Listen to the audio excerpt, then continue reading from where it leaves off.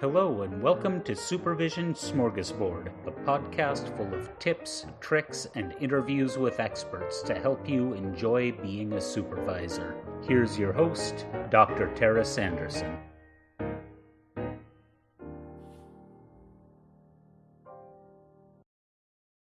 Hey everyone, and welcome back to the Smorgasbord. I want to start today with a confession. A few weeks ago, I was in a supervision session, and about 20 minutes in, I caught a glimpse of myself. Not literally, but what I saw was what I was doing. I had 4 different tabs open on my screen, and I was citing 3 different research papers, and I was basically mapping out a 10-step treatment plan for my supervisee's client.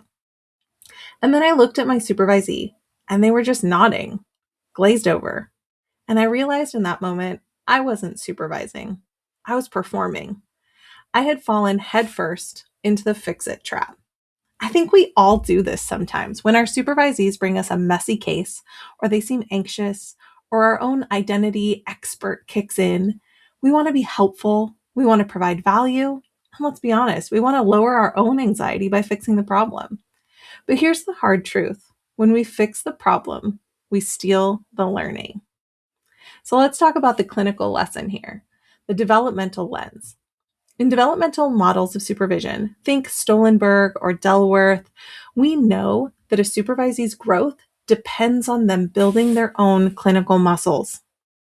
When we jump in with the answer, we're essentially saying, I don't trust your palate yet. Let me season this for you. The cost of that is huge.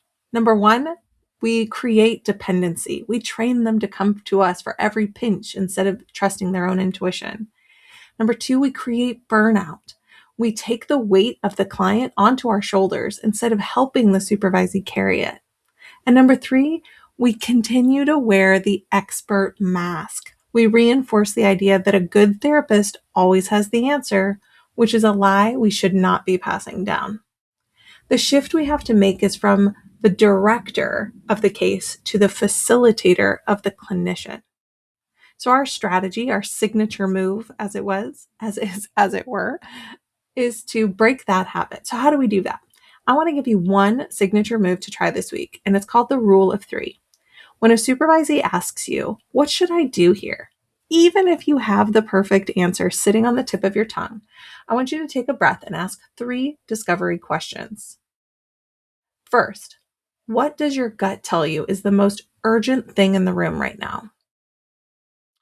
2, if you didn't have to get it right, what would you say to this client? And 3, what part of your training is bubbling up as you think about this? Force the silence. Let them sit in the not knowing for a second. That's where the growth is actually going to happen. The reason I'm talking about this today is that I realized I couldn't just will myself to stop fixing things. I needed a system to stay reflexive. I needed a way to check my internal thermostat every single week. That's exactly why I built the Supervision Smorgasbord journal. In the very first quarter of the journal, it's called the internal landscape. We spend the first 12 weeks looking specifically at things like the fix-it trap and the expert mask, and how our silence is often the most powerful tool. It's a 48-week journey. It's built for people just as busy as we are. You'll get a short audio prompt, much like this, a signature move to try each week. And if you've been feeling like you're overfunctioning in your sessions, this journal is a palate cleanse for what you've been looking for.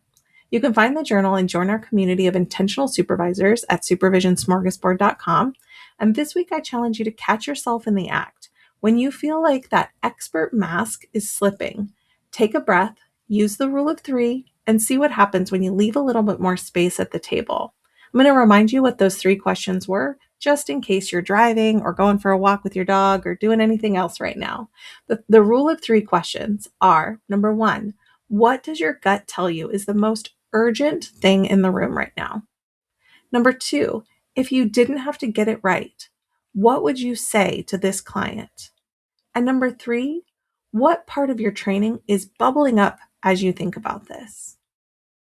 Thanks for listening, and I'll see you at the smorgasbord. This has been Supervision Smorgasbord with Dr. Tara Sanderson. Please like and subscribe on your favorite podcast app, You can find us at drtarasanderson.com/podcast and on all social media at Dr. Tara Sanderson. Thank you, and we will see you next time.